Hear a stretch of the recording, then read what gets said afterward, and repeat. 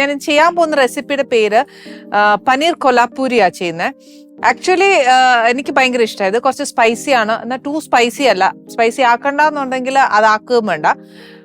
പിന്നെ വേണ്ട ഇൻഗ്രീഡിയൻ്റ് എന്ന് വെച്ചാൽ നമുക്ക് കുറച്ചൊരു സൗത്ത് ഫ്ലേവർ വരും. കാര്യം ഇതിനകത്ത് തേങ്ങ ഒക്കെ അരയ്ക്കുന്നുണ്ട്, വറക്കുന്നുണ്ട്. ഒരുപാട് അങ്ങ് തീയൽ പോലെ വറുക്കല്ല ചെയ്യുന്നത്, പക്ഷെ എന്നാൽ ഇച്ചിരി ബ്രൗൺ ആക്കുന്നുണ്ട്. എന്നാൽ ടേസ്റ്റ് വ്യത്യാസം ഉണ്ടോ എന്ന് ചോദിച്ചാൽ ഉണ്ട് താനും. അപ്പൊ അങ്ങനെ ഒരു മിക്സ് ഫ്ലേവറാ, എല്ലാവർക്കും ഇഷ്ടപ്പെടും. നമുക്ക് അതിന്റെ കാര്യങ്ങളോട് അടുക്കണമെന്നുണ്ടെങ്കിൽ അതിനകത്ത് ചേർക്കുന്ന കാര്യങ്ങൾ എന്നാന്ന് അറിഞ്ഞാലേ ഒക്കത്തുള്ളൂ. അതിന് വേണ്ടിയ സാധനങ്ങൾ എന്നാന്ന് വെച്ചാൽ നമുക്ക് സാധാ ജീരകം, നോർത്തിൽ എപ്പോഴും ഏറ്റവും കൂടുതൽ വരുന്നത് ഈ ജീരകവാ. പിന്നെ വേണ്ടിയത് മല്ലി, തനി മല്ലിയാണ്. പിന്നെ ഏലക്ക, പിന്നെ വേണ്ടിയത് ഗ്രാമ്പുവാ. എല്ലാ സ്പൈസസും ഉണ്ട് കേട്ടോ. പട്ട, പിന്നെ വേണ്ടിയത് കുറച്ച് കുരുമുളക, പിന്നെ വേണ്ടിയത് കശകശ, പിന്നെ ഉള്ളത് കുറച്ച് എള്ളാണ്. ഇത് വെളുത്ത എള്ളാണ്. ഇതിന് എരിവ് കൂട്ടാം, കുറയ്ക്കാം, ഏത് വേണേലും ചെയ്യാം.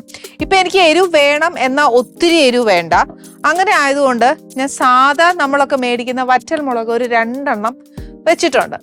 ഇത് പോയിട്ട് ഞാൻ പറഞ്ഞിട്ടില്ലേ, ഒരു കാശ്മീരി ചില്ലി അല്ല ഇത്. ഇതിന്റെ പേര് ബേഡഗി മുളകാണ്.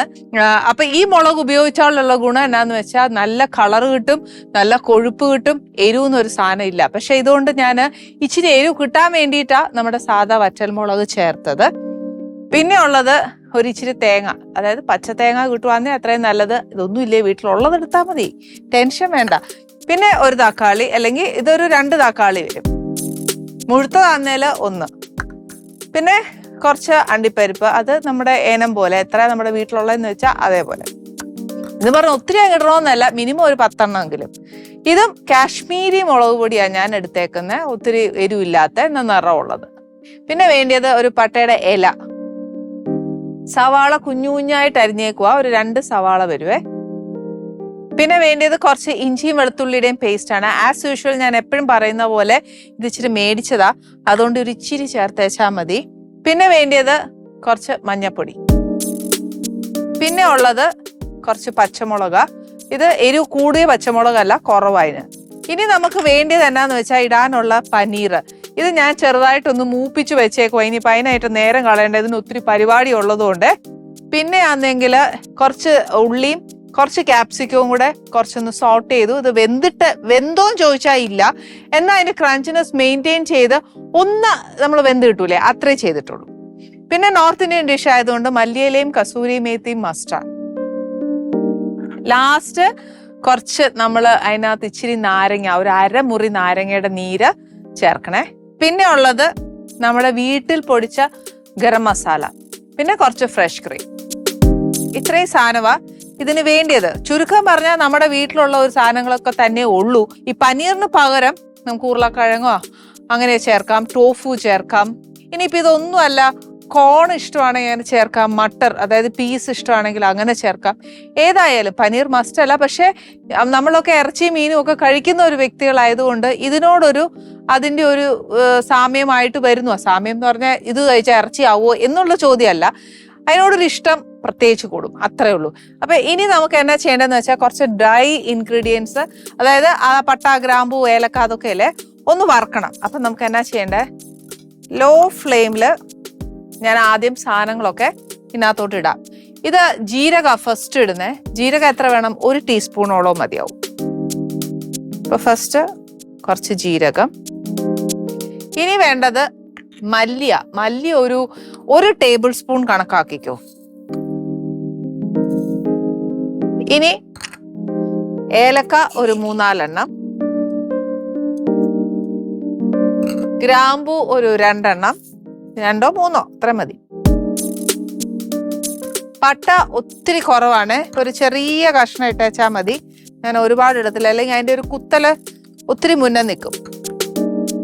പിന്നെ ഒരു 2-3 മണി, അങ്ങനെ പറയാനൊക്കത്തില്ല, നമ്മുടെ കൈക്ക് ഇച്ചിരി എടുക്കുന്ന ഒരു കുരുമുളകില്ലേ, ദാണ്ടെ ഇവിടെ വെച്ചേക്കാം, അപ്പൊ അളവറിയാലോ.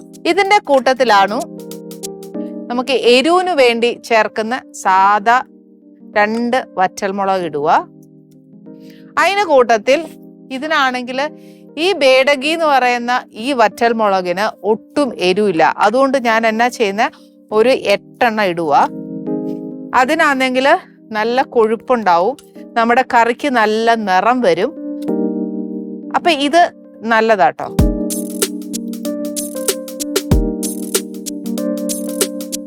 ഇത്രയും മുളകിന്റെ ഇത് കണ്ടിട്ട് നിങ്ങൾ ആരും പേടിക്കണ്ട. കാര്യം ഞാൻ അത്രയും പറഞ്ഞു എന്നാന്ന് വെച്ചാൽ ഞാനിത് ഉപയോഗിച്ചുകൊണ്ടാ. ഏറ്റവും നല്ല മുളകാട്ടോ. ഇനി അത് പോയിട്ട് ഒരു 1/2 കപ്പ് തേങ്ങ, തിരുമിയ തേങ്ങ, ഇതെല്ലാം കൂടി ഇട്ടേച്ച് നല്ല അസലായിട്ട് നമുക്കൊന്ന് വറുത്തെടുക്കണം. വറുത്തെടുക്കുന്ന തീയല് പോലെയല്ല, ഈ തേങ്ങ ഒന്ന് ബ്രൗൺ ആവണം. അതിന്റെ കൂട്ടത്തില് നമ്മൾ ചേർത്തേക്കുന്ന സ്പൈസസും ഒന്ന് ചൂടാകുക, അതിന്റെ ഒരു പച്ചമണം മാറുക. പക്ഷെ എന്നാലും നമ്മൾ വേറെ അതിനെ വഴറ്റും, അത് വേറെ കാര്യം. എന്നാലും ഒരുമിച്ചിടുമ്പോ ഉണ്ടല്ലോ ആ തേങ്ങ മൂക്കുന്ന ഒരു നേരത്തിന്റെ മൂപ്പ് മതി. ഈ തേങ്ങ മൂക്കുന്ന സമയം വേണമെങ്കിൽ നമുക്ക് ലോ ഫ്ലെയിമേ വെച്ചേച്ച് ഒരു കാര്യം ചെയ്യാം. എന്നാന്നറിയാവോ, തക്കാളിയും അണ്ടിപ്പരിപ്പും മുളക് പൊടിയും കൂടെ ഒന്ന് അരച്ച് പേസ്റ്റ് ആക്കി വെക്കാം. അപ്പം ഇതവിടെ ചെറിയ ഫ്ലെയിമേല് നമുക്കൊന്ന് ആക്കി വെച്ച് 2 കാര്യവും നടത്താൻ പറ്റുവാന്നേല് അത്രയും സമയം ലാഭിക്കാം. അപ്പൊ ഈ തേങ്ങ ഒരു ഇച്ചിരി മൂത്താ മതി, ഒരുപാട് അങ്ങ് മൂക്കണ്ട. അപ്പൊ ഈ സമയത്ത് ഞാൻ വേണ്ട ഇവിടെ തക്കാളി എടുത്തു, അതിന്റെ കൂടെ അണ്ടിപ്പരിപ്പ് എടുത്തു. ഇനി ഇതിൽ നിന്ന് മുളക് പൊടി ഒരു ടീസ്പൂണോളം മുളക് പൊടി. ഇതിപ്പോ വലിയ സ്പൂണാ, അത് കണക്കാക്കല്. നമ്മുടെ വറ്റൽ മുളകുണ്ട്, അല്ലാതെ ബേഡഗി മുളകുണ്ട്. അതനുസരിച്ച് വേണം നമ്മൾ മുളക് പൊടിയും കൂടെ ചേർക്കാൻ. അവസാനം എല്ലാം കൂടെ എരിവ് കൂടി പോവരുത്. ഇടയ്ക്ക് നമ്മുടെ ഈ പറഞ്ഞ പോലെ തേങ്ങായും കൂടെ ഒന്ന് ശ്രദ്ധിച്ചോണം. ഇനി ചീനച്ചട്ടി നല്ല ചൂടായതുകൊണ്ട് ഞാൻ ഇനി അധികം തീയിലിടുന്നില്ല. ഓഫ് ചെയ്തേച്ച് ഞാൻ ഇതും അരയ്ക്കണം. ഇത് തണുക്കുമ്പോഴത്തേക്ക് ഇതും അരയ്ക്കണം. 2 അരച്ചു കഴിഞ്ഞാൽ പിന്നെ എളുപ്പമാണ്. ഒരു കാര്യം കൂടെ ഇതിനകത്ത് ചേർക്കാനുണ്ട്. തീയുടെ ചൂട് പോയി, അതുകൊണ്ട് ഞാൻ ഒന്നുകൂടെ ഫ്ലെയിം കത്തിക്കുന്നേ. തീ അങ്ങോട്ട് കുറച്ച് വെച്ചേച്ച്, അതായത് ചട്ടിയുടെ ചൂടിന്റെ ഇത് കുറഞ്ഞു പോയി, അതുകൊണ്ടാണ് ഞാൻ ഒന്നുകൂടെ കത്തിച്ചേ. ഇനി എന്നാ ചെയ്യേണ്ടതെന്ന് വെച്ചാൽ നമുക്കൊരു കാര്യം കൂടെ ചേർക്കാനുണ്ട്. അതും കൂടെ ചേർത്തേച്ച് വേണം നമുക്കത് അരയ്ക്കാനായിട്ട്. 2 കാര്യങ്ങളുണ്ടേ. ഒന്ന് കശകശ, അതും ഇതേപോലെ 1 ടീസ്പൂൺ ഇടുക. അതിന്റെ കൂട്ടത്തിൽ തന്നെ നമ്മുടെ വെളുത്ത എള്ളില്ലേ, അതുകൂടെ 1 ടീസ്പൂൺ ഇതിനകത്തോട്ട്. അന്നേച്ച് ഇത് രണ്ടും ഒന്ന് മൂപ്പിക്കണം. ഇതും കൂടെ ഒന്ന് ചെറുതായിട്ടൊന്ന് ചൂടായി കഴിഞ്ഞാൽ നമുക്ക് അരച്ചെടുക്കാം. ഓക്കെ, ഇനി ഞാൻ വേണ്ട തീ ഞാൻ കുറയ്ക്കുക. ഈ തേങ്ങയ്ക്ക് ഈ മൂപ്പ് മതിയേ.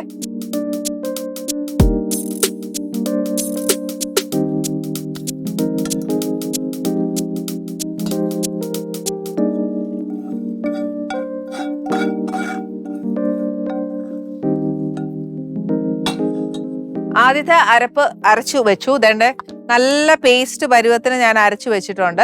ഇനി നെക്സ്റ്റ് അരപ്പ നമ്മളിപ്പോ ഈ മൂപ്പിച്ചത് ഇടാൻ പോകുന്നേ. ആദ്യം അതൊന്ന് പൊടിക്കും, എന്നേച്ച് ഈ പറഞ്ഞ പോലെ എന്നതാ വെള്ളം ഒഴിച്ചേച്ച് നമുക്ക് നല്ല പേസ്റ്റ് പരുവത്തിന് അരച്ചെടുക്കാം.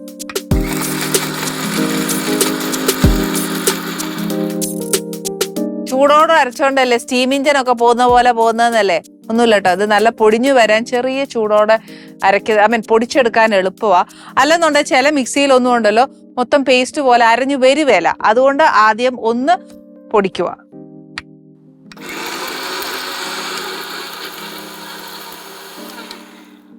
ഓക്കെ, ഇനി ഇച്ചിരി വെള്ളം നല്ലോണം പൊടിഞ്ഞിട്ടുണ്ട്. ഇനി ഒരു ഇച്ചിരി വെള്ളം ഒഴിച്ചേച്ച് നല്ല പേസ്റ്റ് പോലെ അരച്ചെടുക്കാം.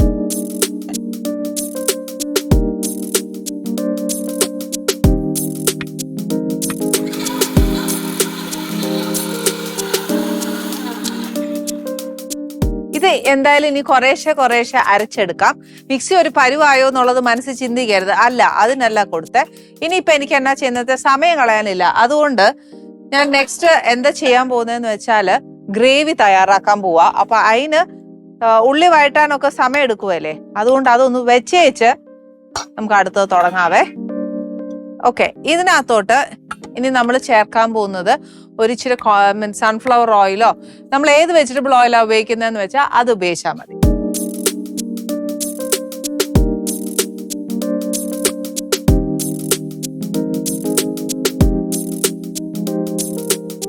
ഇതിനകത്തോട്ട് എണ്ണ ചൂടായി കഴിയുമ്പത്തേന് കുറച്ച് ജീരകം,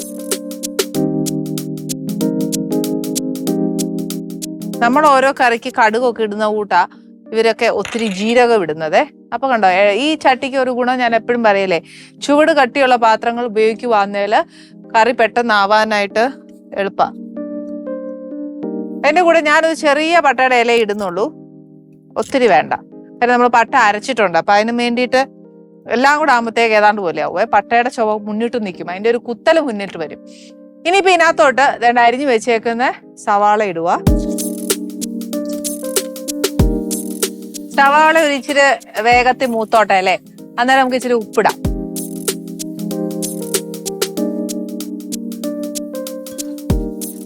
ഈ വാങ്ങിക്കുന്ന ഇഞ്ചിയും വെളുത്തുള്ളിയുടെയും പേസ്റ്റ് ആയതുകൊണ്ട് ഞാൻ എപ്പോഴും പറയില്ല, അതിന്റെ ഒരു എന്താ പറയാ, ഭയങ്കര ഒരു കുത്തലുണ്ട് ഇതിനും. അതുകൊണ്ട് അതും നേരത്തെ ഒന്ന് ഇട്ട് കഴിഞ്ഞാല് മൂക്കാനായിട്ട് ഒരു ഇച്ചിരി എളുപ്പാ.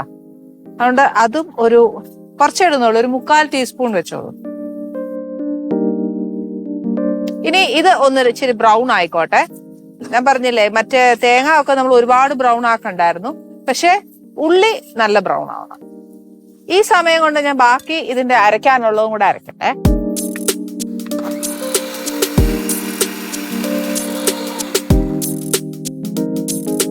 ഓക്കെ, നല്ല പേസ്റ്റ് പോലെ അരച്ചിട്ടുണ്ട്. ഇനി നമുക്ക് ഉള്ളി ഒന്ന് വാടാനായിട്ടുള്ള ഒരു സമയം കൊടുക്കാം. നമ്മുടെ ഉള്ളി ഏകദേശം 1/4 മൂത്ത് കഴിഞ്ഞു. ഇനി ഇതിനകത്തോട്ട് ഞാൻ മഞ്ഞപ്പൊടി ഇടാൻ പോവാ. ഒരു 1/2 ടീസ്പൂൺ മതിയേ. അല്ലെങ്കിൽ മഞ്ഞപ്പൊടിയിലും എനിക്ക് പല പ്രാവശ്യം അബദ്ധം പറ്റിയിട്ടുള്ളതാ, ഈ പറഞ്ഞ പോലെ അതിന്റെ ഒരു കുത്തൽ മുമ്പ് വരും. ഇതൊന്ന് ഇളക്കിയതിന് ശേഷം ആ മഞ്ഞപ്പൊടിയുടെ ഒരു കുത്തലില്ലേ, അതും കൂടെ ഒന്ന് മാറണം. മാറിയേച്ച് ചൂട് കട്ടിയുള്ള പാത്രമാ, എണ്ണ ചൂടാ, പെട്ടെന്ന് മൂക്കാൻ വലിയ സമയമൊന്നും വേണ്ട, പെട്ടെന്ന് മൂത്തോളൂ. ഇതിന്റെ കൂട്ടത്തിൽ തന്നെ ഞാൻ ഒരു ഇച്ചിരി പച്ചമുളക് 3 എണ്ണം അരിഞ്ഞു വെച്ചിട്ടുണ്ട്, അതും കൂടെ ഇടുക.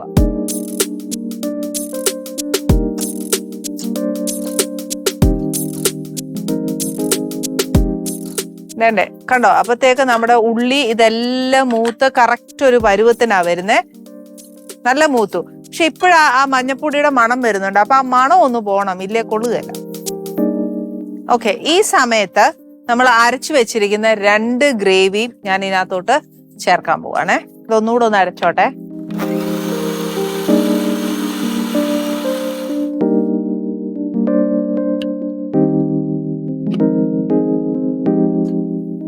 തീ ഒന്ന് നല്ലതായിട്ട് കുറച്ചു, അതിൻ്റെ കൂടെ ഈ ഗ്രേവി അങ്ങ് ചേർക്കുക.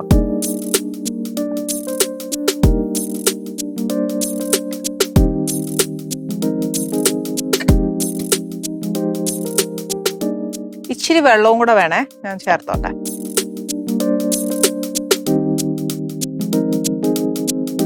നമ്മൾ ചേർത്തിരിക്കുന്ന എണ്ണ ഒന്ന് തെളിഞ്ഞു വരണം.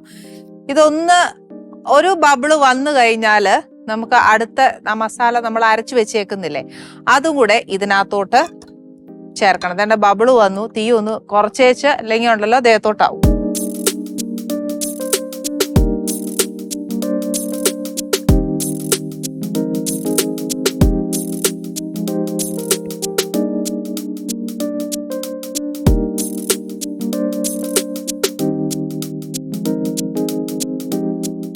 ഇനി അരപ്പ് രണ്ടും നല്ലതായിട്ട് ഒന്ന് മിക്സ് ആക്കിയതിന് ശേഷം, അതായത് നമ്മുടെ അരപ്പ് 2 അരപ്പും ഒന്നാക്കി. ഇനി എന്നാ ചെയ്യുന്നത്, ഇത് നല്ലോണം അങ്ങ് മിക്സ് ആവണം, അല്ലാതെ ചുമ്മാ അങ്ങ് മിക്സ് ആവല്ല ചെയ്യേണ്ടത്. നല്ലോണം മിക്സായി നമ്മൾ ചേർത്തിരിക്കുന്ന ആ എണ്ണ ഒന്ന് തെളിയണം. ഈ ഉള്ള വെള്ളം, ഞാൻ ചേർത്ത വെള്ളം ഒന്ന് തിളച്ച എണ്ണയും തെളിഞ്ഞു വരുമ്പോഴത്തെ സമയം മതി. ഞാൻ പറഞ്ഞ ആ ഒരു തക്കാളിയുടെ വേവും ഈ പച്ചച്ചൊവയൊന്ന് മാറാനും ആ മസാലയൊക്കെ ഒന്ന് പിടിച്ചു വരാനും. ഓക്കെ, നമ്മുടെ ഞാൻ പറഞ്ഞ പോലെ തന്നെ നമ്മുടെ എണ്ണയൊക്കെ നല്ലോണം തെളിഞ്ഞു വന്നിട്ടുണ്ട്. ഇതിപ്പോ ഈ മേശപ്പുറത്ത് നിന്ന് മാറ്റിയില്ല എന്നുണ്ടെങ്കിൽ ഈ അടപ്പയിൽ ഇരിക്കുന്ന കംപ്ലീറ്റ് ഈ മേശയിലങ്ങാവും. ഇനി നെക്സ്റ്റ് ഞാൻ ചേർക്കാൻ പോകുന്നത് നമ്മുടെ പനീറും അതിന്റെ കൂട്ടത്തിലുള്ള വെജിറ്റബിൾസും. നമുക്ക് വെജിറ്റബിൾ ഒരുപാട് ഇടാൻ ഇഷ്ടമുണ്ടെങ്കിൽ ഇട്ടോ കേട്ടോ. എനിക്ക് വെജിറ്റബിൾ പിള്ളേർ കഴിക്കാൻ കുറച്ച് പാടാ, അപ്പൊ അതുകൊണ്ട് നമുക്ക് ഇഷ്ടമാന്നേലിട്ടോ. ചിലർക്ക് പനീർ മാത്രം ഇടുന്ന ഇഷ്ടം, അതൊക്കെ നമ്മുടെ ഇഷ്ടമാ. ഇതിനകത്തോട്ട് ഈ വെജിറ്റബിൾസ്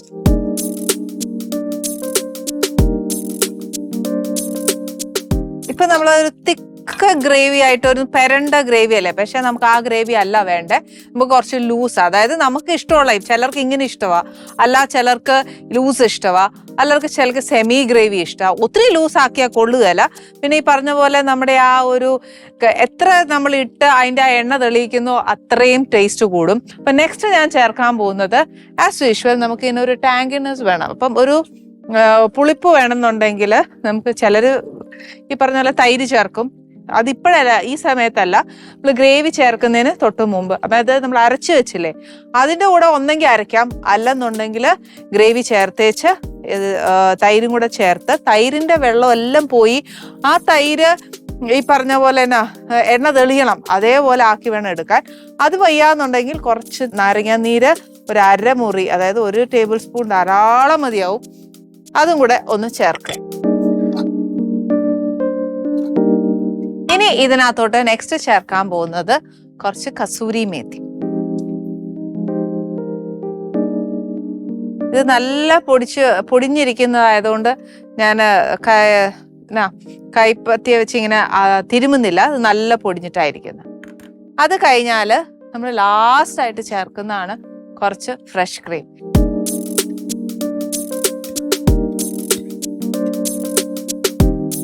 ഇത് ആക്ച്വലി എല്ലാത്തിൻ്റെ ഒരു മിക്സ് ആട്ടോ. പനീർ ബട്ടർ മസാലയുടെ ഒരു കളറ് അങ്ങനെ വരാം, അല്ലെന്നുണ്ടെങ്കിൽ കടായി പനീറാക്കി നമുക്ക് എടുക്കാം. ഈ പറഞ്ഞ പോലെ ഇന്നുണ്ടാക്കിയ കൊലാപ്പൂരി ആണെങ്കിൽ അങ്ങനെ, അതല്ല ചെട്ടിനാടാണെങ്കിൽ അങ്ങനെ. ഇനി ഇതിനകത്ത് വെള്ളം ചേർക്കുവാന്നുവെങ്കിൽ കുറച്ചുകൂടെ ലൂസാക്കാൻ വെള്ളം ചേർക്കുവാണെങ്കിൽ ഒരു എന്താ പറയുക, ഇച്ചിരി ചൂട് വെള്ളം ചേർക്കുന്നതായിരിക്കും നല്ലത്. ഇനി നെക്സ്റ്റ് കുറച്ചുകൂടെ ഒരു ഫ്ലേവർ നമുക്കൊരു എന്താ പറയുക വരാനായിട്ട് അതിൻ്റെ ഒരു മസാലയുടെ ഫ്ലേവർ ഒന്ന് മുമ്പ് നിൽക്കണം. ഇത് അന്നേരം പൊടിച്ച മസാലയാണേ, ഒത്തിരി വേണ്ട, ഇച്ചിരിയും വേണ്ട, എന്നാൽ ഒരു ശകലം വേണം.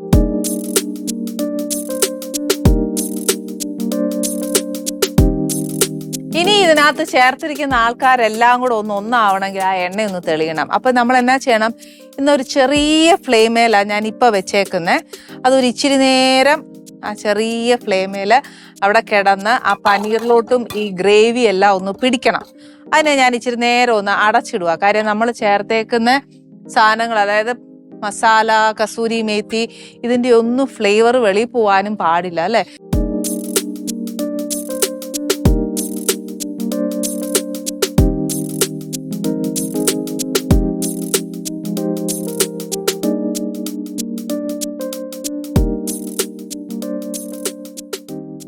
Ali's Kitchen. Let's cook with love.